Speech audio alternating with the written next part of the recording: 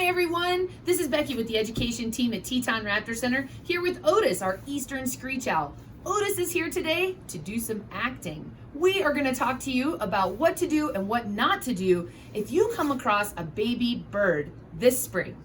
To clarify, this is not a baby bird. Otis is a full-sized owl, and it turns out owls are just like dogs. They come in all sorts of shapes and sizes. Otis is as big as he'll ever be. Eastern screech owls are a small, cavity nesting bird found throughout the eastern United States. But for today, he's going to demonstrate and serve in the role of a baby bird for us.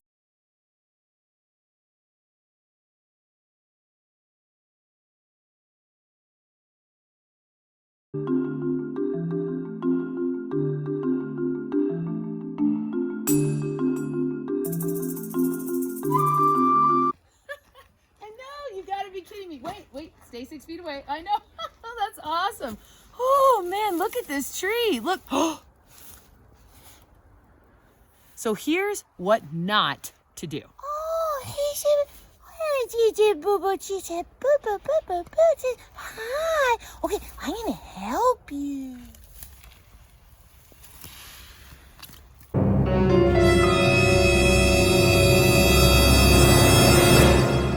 And here's what we should do. Oh my gosh, there's a baby bird right there on the ground, guys. What should we do? Oh, call the Raptor Center. Call the Raptor Center. Does anybody have their phone? Oh, thanks, Susan. Hi, this is Jess with Teton Raptor Center. How can I help you? Hi. Is this the Injured Bird Hotline? Awesome.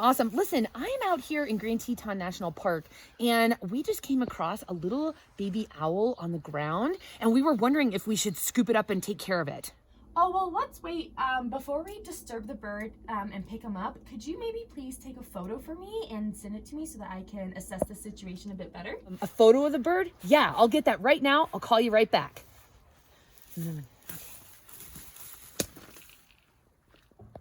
Well, do you see by chance any obvious injuries, or does the bird appear alert and relatively healthy otherwise? Oh, it doesn't look like it's injured at all. It's just hanging out on the ground, but it certainly doesn't look old enough to fly yet. It's still all fuzzy. It doesn't have its feathers for flying yet, so I don't think he can fly. Well, it's actually not unusual for owls to be on the ground before they're actually able to fly with all their flight feathers.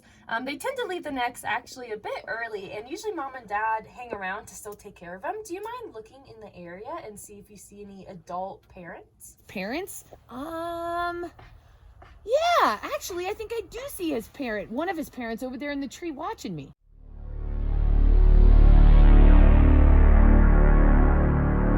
Awesome. Well, that sounds great. If the parents are around and the bird doesn't have any obvious injuries, then I think the best thing to do is just leave it alone and everything sounds like it's how it should be. But if you're in the area and you see it again in a few days and you're still concerned, give us a call back. But thank you so much for calling in the first place. Okay, yeah. So you think it'll be fine? Rock on. Okay, we'll leave it alone. No problem. In the event Teton Raptor Center or your local rehabilitation center does recommend picking up the baby bird and bringing it in because the scene is unsafe, here are a few tips. You can use a coat or towel over the bird to help calm them as you retrieve them off the ground. Remember, raptors kill with their feet, not necessarily with their face, so you really want to have control of their talons. A cardboard box is a really handy tool to put the baby bird into. Be sure to put a towel or something soft down into the bottom of the box so that the bird has some traction and doesn't slide around. Don't use tape to secure the box. You don't want that to get tangled up with the bird by accident. You can just secure the box with the flaps and then place a towel over the top so that it's nice and quiet. Unless you're specifically told otherwise, never offer food or water. Our instincts tell us to feed it, but it turns out they get almost no water by drinking. And food, if a bird is sick or weak, food is the last thing they need, and it can cause much more harm than good. Besides that, the odds of having natural, wild prey in your fridge is almost zero. I mean, have you ever seen a wild hot dog? Once you've got the baby bird in a box, be sure to put it in a cool, quiet place far away from human sounds. Do not check on the bird every 5 minutes. It seems like you're just being empathetic and comforting, but to the bird, it's terrifying. Thanks, Otis. That was some amazing acting.